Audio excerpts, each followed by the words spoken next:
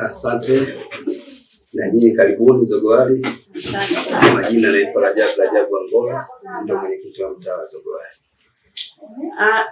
Maendeleo ya mtaa wako yakoje mheshimiwa mwenyekiti?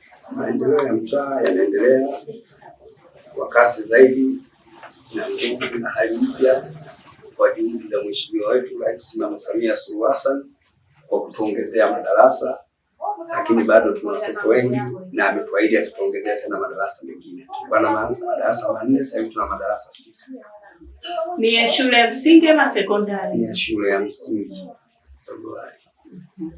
Yana uwezo wa kubeba wanafunzi wangapi mheshimiwa mwenyekiti? Yale madarasa kwa kweli yana uwezo wa kubeba, kila darasa moja linabeba watu 80. Labda mwenyekiti ujio wa shule ya msingi Zogowali. Labda awali kabla ya kujengwa shule hii, changamoto zilikuwaje nyuma kabla shule hii kujengwa? Yaani kabla ya kujengwa hii shule ya Zogowali kwa kweli tulikuwa na changamoto ya vivuko.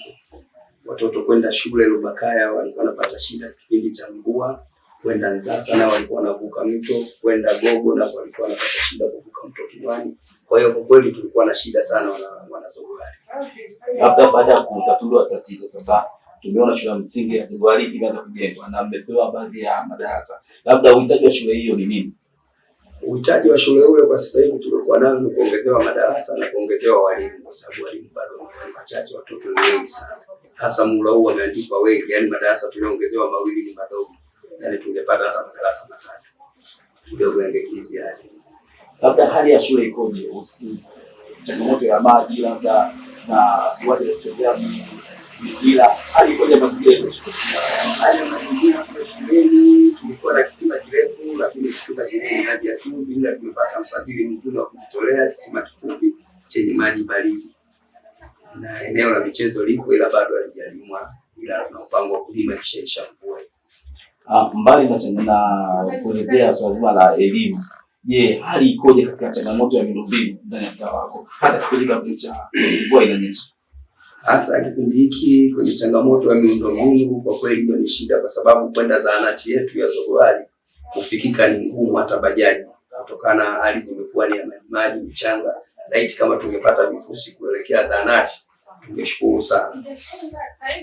Labda ni uhitaji wako haraka sana ni kivuko kipi ambacho unaweza kuelezea serikali kusaidia kwa haraka sana hasa kipindi cha mvua? Kwa kivuko kwa kweli kivuko cha kwa 2 ndio kinatupa shida sana. Kimetengewa bajeti ya awamu 3 zilizopita. Naona wanatuahidi, waliahidi kwamba watajenga lakini mpaka sasa hivi bado. Kwa hiyo wakazi wa Zogowali kwa 2 ambao wanajumuisha na mitaa 3 ya Rubakaya na mtaa wa Ngobeni na Zogowali yenyewe. Kwa kweli kile kivuko kinatupa shida sana hasa kipindi cha mvua. Labda wito wako ni nini sasa, kwa tunajua mheshimiwa mbunge mheshimiwa Jeli yupo na mheshimiwa Jiji yupo pia tunapita kipo. Nini wito wako nini sasa katika hawa watu ambao tunawataja mbunge upande wa CCM hata meya pia? Nini wito wako kwa ajili ya kivuko ambacho kimekuwa na changamoto kubwa kwa muda mrefu sana? Namshukuru mheshimiwa mbunge wangu Jeli Slaa, anatupambania sana pamoja na meya wetu bila moto. Wametuahidi pindi tutakapoisha mvua hizi watatupatia kivuko kilichokuwa sahihi hasa wakazi wa kwa 2. Ila kwa sisi juhudi binafsi, mimi mwenyekiti pamoja na wajumbe wangu tukishirikiana na wananchi na wadau tumeweza kujenga vivuko 2. Kivuko kimoja cha karabati na tumeweka kifusi. Mheshimiwa Jeli, mkurugenzi na meya wametusaidia kifusi pamoja na wadau na wananchi. Na kingine ni kifusi tulichojenga kwa nguvu zetu na nguvu za wananchi cha kwenda kwa 2, yote hiyo kwa ajili ya kuwajali wananchi wetu wa kwa 2 wana Zogowali wote kwa pamoja. Tumejenga kwa miti, hicho kinapita mpaka bajaji na pikipiki. Sasa hivi kelele kidogo zimepungua. Ukizungumzia swala zima la afya, ni zahanati kituo cha afya kipo sasa kile kinakabiliwa na swala la miundombinu. Labda kituo hicho kimeanza kufanya kazi? Kituo kinafanya kazi vizuri. Ni ila barabara, changamoto ni barabara kama nilivyoeleza, barabara yetu ni ya mchanga. Naona hasa kipindi hiki cha mvua tungepata kifusi kingesaidia sana kwenda zahanati. Kwa zahanati imezungukwa na miundombinu mbovu. Miundombinu sio rafiki, kwa sababu kufika inafika, ila sema kufika kwa wajawazito na wale watu wenye ugonjwa mkubwa wanaamua bora waende Nguvu Kazi au waende Zingiziwa, wakati sehemu karibu ipo, bila kutokana na njia ilikuwa sio nzuri. Sawa, tukiachana na upande wa afya, wakati sasa hivi umeingia madarakani kwa mwenyekiti mpya na uliingia na mikakati mingi sana. Ni jambo moja ilikuwa swala za ulinzi na usalama. Hali ikoje ya ulinzi na usalama ndani ya Togolani? Hali ya ulinzi ni mzuri, japo tuna vikundi vidogo na sasa hivi tuko mbioni kutengeneza vikundi vingine kwa ajili ya kuimarisha ulinzi, ila katika kipindi hiki kinakuwa kigumu watu kutembea kwenye maji. Unajua hali imeshakuwa mvua. Unaona, lakini kipindi cha jua wanazunguka, lakini bado tunaendelea, japo ni wakati wa mvua na bado watu wanaendelea kulinda. Na usalama ukoje, kwamba hakuna vibaka wadokozi? Wadokozi wapo wadogo wadogo, lakini wanadhibitiwa. Udokozi hauwezi kaisha, upo lakini wanadhibitiwa na tayari tushaorodhesha majina yao kwa ajili ya kuyafanyia kazi. Ukiwa mwenyekiti wa kamati ya ulinzi na usalama ndani ya mtaa, tunafahamu hali ya hewa, utabiri wa hali ya hewa wanasema kutakuwa na mvua ya mara kwa mara. Labda unatoa tahadhari gani kwa baadhi ya wanafunzi na jamii kuhusiana na kutembea kwenye maji na kwenye madimbwi, na kuna baadhi wengine huwa hawafuniki yale mashimo yanatokea hata kupata na baadhi ya wanafunzi na jamii? Nini wito wako kwa kitu wako? Wito wangu ni kuongea na wajumbe wa mashina, tukishirikiana na wananchi kuhusu wale wote waliokosa kufunika mashimo yao, na wazazi kuwasindikiza watoto mida wanapokwenda shule na kuwafuatilia mida wanapotoka shule. Hilo tumeliweka vizuri kwa wazazi na jamii, na sisi wenyewe viongozi wa mtaa tuko pamoja nao. Tangia umeingia na mheshimiwa, tumeonyesha jinsi wananchi walikuwa na imani na wewe. Wito wako ni sasa kwa wananchi wote? Wito wangu mimi kama mwenyekiti wa mtaa ni kuomba ushirikiano zaidi. Huo waliolipa kwa sasa hivi nashukuru. Watu walikuwa wanatoka na kwenda mitaa mingine kupata huduma, lakini toka tulipoingia sisi wananchi wanakuja ofisini kwa wingi kupata huduma. Kwa hiyo ni kuomba ushirikiano, tuendelee kushirikiana kwa kila jambo, misiba, sherehe na kila kitu, na masuala ya ulinzi.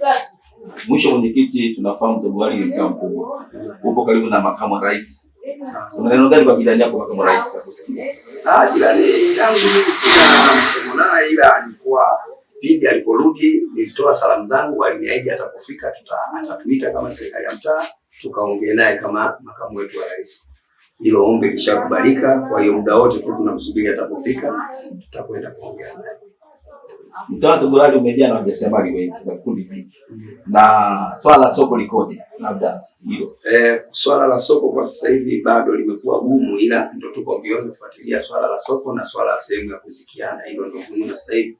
Tunaumiza kichwa tupate sehemu ya kuhifadhiana, kwa sababu maeneo yetu kubwa yote tumezungukwa na maji. Kwa hiyo ndio tunataka tufanye mkutano karibuni hapa kuhusu swala la kuzikiana na masuala mengine ya kiusalama zaidi. Awali kabisa Togolani ilikuwa ina changamoto swala zima la umeme pamoja na maji. Hivi sasa tunazungumza hali ikoje? Maji na umeme. Hali ya umeme kwa kweli imekwenda vizuri 90%. Ni bado watu wachache wale ambao walikosa ile huduma la 27,000 imerudi kwenye huduma ile 350,000 na kuendelea, wale baadhi ya wachache, lakini sio wengi. Swala la maji salama, tuna visima vifupi na tunategemea DAWASCO tumeshatoka kutia saini kwamba maji yatatokea Pugu, yatakuja Chanika. Mkandarasi bado ipo site, ila bado hajaingia mitaani kwetu, ndio iko jana.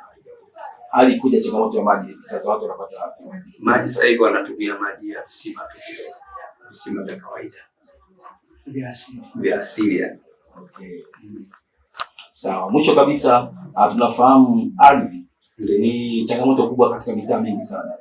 Labda unakabili vipi kuhusu changamoto za ardhi na urasimishaji ukoje pia?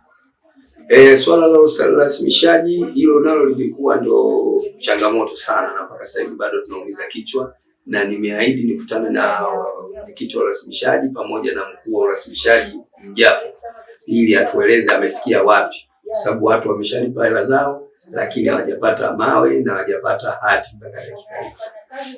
Zaidi ya kuambiwa tumetoka control number na tuione control number, ndio nimewaita Jumapili nakutana nao hapo ofisini. Neno lako la mwisho kwa Mheshimiwa Rais ni nini? Kwa ni mwakilishi tosha kabisa.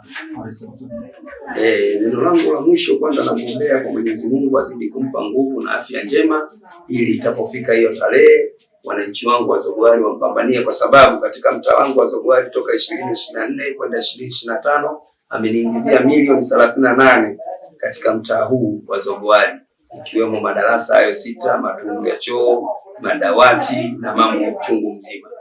Kwa hiyo tunamshukuru sana, na endelea, asituchoke, ili mradi tu atumalizie barabara yetu kwenda zahanati. Hiyo ndio kero imekuwa kubwa, lakini Mheshimiwa Jerry naye mbunge wetu amesema atalipambania hilo swala kwa kila mtaa kutupatia angalau barabara moja.